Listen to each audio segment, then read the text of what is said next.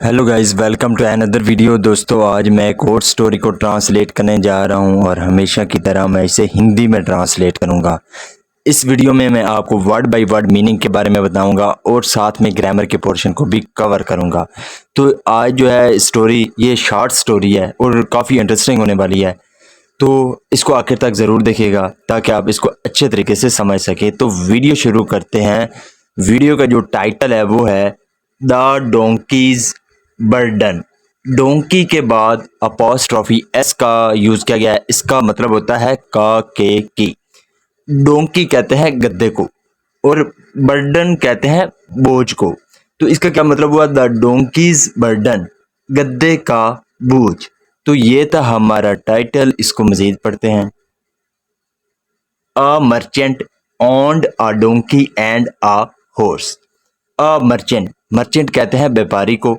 तो एक व्यापारी ओन्ड, ओन्ड का मतलब होता है मालिक होना, किसी चीज का मालिक होना। तो वो मालिक था अ डोंकी, एक गद्दे का, एंड अ हॉर्स, और एक घोड़े का। तो इसका क्या मतलब हुआ कि एक ताजिर या एक व्यापारी गद्दे और घोड़े का मालिक था।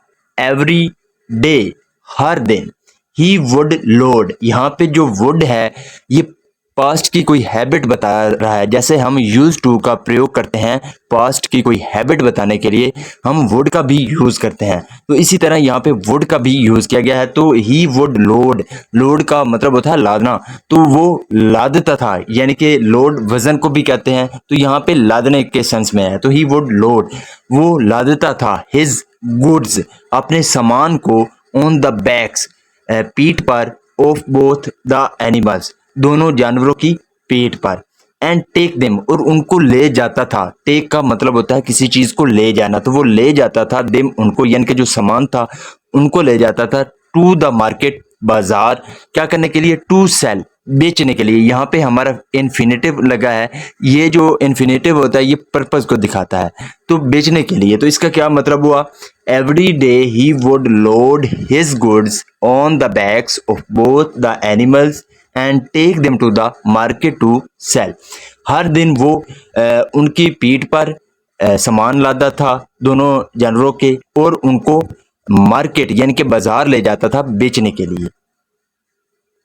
वन हॉट मॉर्निंग, तो एक गर्म सुबह, the merchant had only a small amount of goods to carry.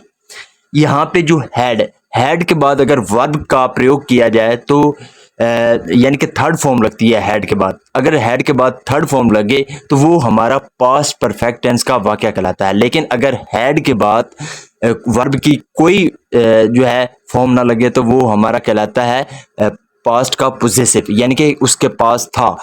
तो इस सेंस में इसका प्रयोग किया जाता है। तो यहाँ पे हैड के साथ वर्ब की कोई फॉर्म नहीं है, तो लिहाजा यहाँ पे जो हैड है ये पास्ट का पोजेसिव टेंस है। तो द मर्चेंट, जो व्यापारी था, हैड, उसके पास था, यहाँ पे पास होने के सेंस में है। तो उसके पास था ओनली अ स्मॉल अमाउंट, यानी कि थोड़ी अमाउंट थी, ऑफ गुड्स, सामान की, टू कैरी, ले जाने के लिए। यानी कि एक गर्म सुबह व्यापारी के पास थोड़ी सामान की अमाउंट थी ले जाने के लिए। He made one large bundle of the goods and loaded it on to the donkey's back. He made one large bundle, made, make की सेकंड फॉर्म है जिसका मतलब होता है बनाना। तो he made one large bundle, bundle का मतलब होता है गट्ठा। तो उसने एक बड़ा गट्ठा बनाया, ऑफ द गुड्स, सामान का, एंड लोडेड, और लाद दिया, इट, उसको, on to the donkey's back, जो गद्दे की पीठ थी उस पर लाद दिया। देन, फिर, he took his horse along and all the three left for the market. Then, फिर, ही टुक, टेक की सेकंड फॉर्म है टुक, जिसका मतलब होता है लेना। तो उसने लिया, हिज हॉर्स, अपने घोड़े को, अलोंग, साथ में। तो फिर उसने घोड़े को अपने साथ लिया, एंड ऑल द थ्री, और तीनों लेफ्ट, निकल गए, फॉर द मार्केट, मार्केट के लिए। एज दे वॉकड ऑन, जैसे वो चलते रहे, the donkey felt tired carrying the heavy load. The donkey, जो गद्दा था, फेल्ट, उसने महसूस किया, टायर्ड, यानी कि उसने थकान महसूस की, टायर्ड का मतलब होता है थकान, तो उसने थकान महसूस की। कैरिंग द हैवी लोड, यानी कि जो भारी वजन था उसको ले जाने में उसको क्या हुई, थकान महसूस हुई। सो इसलिए he went near the horse and set. He went, वो गया, गो की सेकंड फॉर्म है वेंट, जिसका मतलब होता है जाना, तो वो गया नियर करीब, द हॉर्स घोड़े के, तो वो घोड़े के करीब गया, एंड सेड और कहा, फ्रेंड दोस्त, आई एम गेटिंग टायर्ड, यानी कि मुझे थकान हो रही है। Well you carry half the load for me, well you carry, क्या आप उठाएंगे, हाफ द लोड यानी कि आधा वजन उठाएंगे, फॉर मी मेरे लिए, क्या आप मेरे लिए आधा वजन उठाएंगे।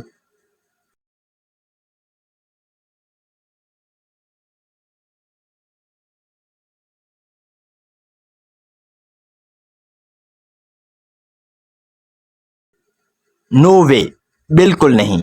द हॉर्स सेड, जो घोड़ा था उसने कहा, इट्स यूर लोड, ये तुम्हारा वजन है, सो इसलिए यू मस्ट कैरी इट, तुम्हें इसे ले जाना चाहिए, यानी कि तुम्हें इसे अवश्य ही ले जाना चाहिए, on your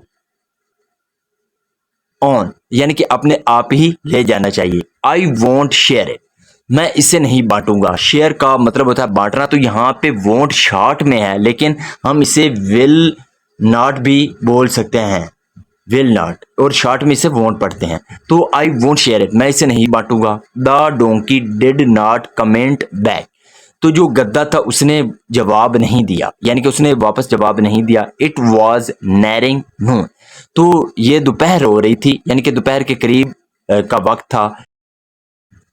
the donkey could not bear the heat and the heavy load, the donkey, जो गद्दा था, कुड नॉट बेयर, बेयर का मतलब होता है बर्दाश्त करना, तो जो गद्दा था वो बर्दाश्त नहीं कर सका, द हीट, जो गर्मी थी उसको, एंड द हैवी लोड, और जो भारी वजन था उसको वो बर्दाश्त नहीं कर सका। सो इसलिए ही फेल टू द ग्राउंड, वो जमीन पर गिर गया। फेल का मतलब होता है गिर जाना, तो वो जमीन पर गिर गया। एंड फेंटेड, और बेहोश हो गया। फेंट का मतलब होता है बेहोश होना, तो यहाँ पे सेकंड फॉर्म है फेंटेड। सून, जल्द ही was foaming at the mouth, foaming का मतलब होता है मुंह से झाग निकलना, तो ही वॉज फोमिंग, ये हमारा पास्ट कंटिन्यूअस टेंस का वाक्य है, वॉज के साथ वर्ब की फोर्थ फॉर्म है, तो he was foaming at the mouth, उसके मुंह से झाग निकल रही थी।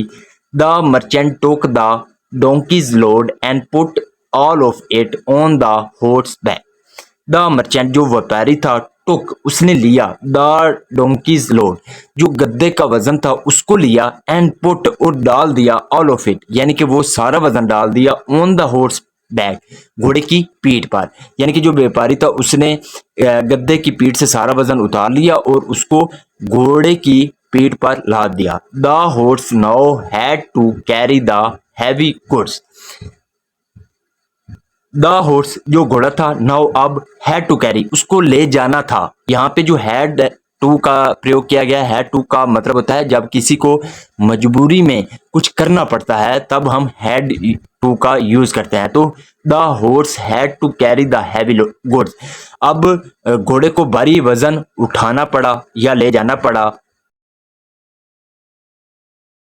देन फिर द हॉर्स रियलाइज, जो फिर जो घोड़ा था उसको एहसास हुआ, रियलाइज का मतलब होता है एहसास होना, तो उसको एहसास हुआ, how the poor donkey had suffered and the horse had to carry the goods all the way to the market on his own.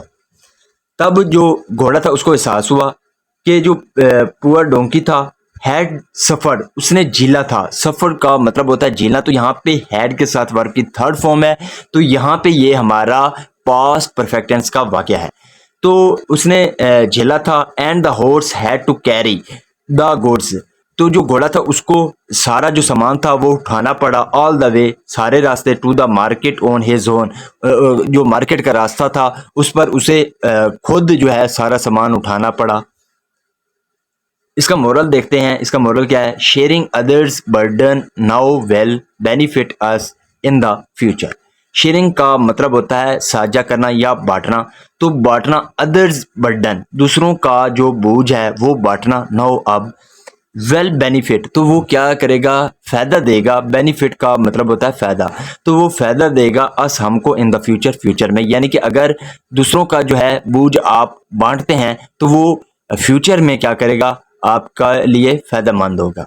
So this is the video guys. अगर आपको ये वीडियो पसंद आई हो तो इस वीडियो को like कर दें, चैनल को सब्सक्राइब कर दें ताकि इसी तरह की आने वाली वीडियो आप तक पहुंचती रहे। Have a nice day, good bye.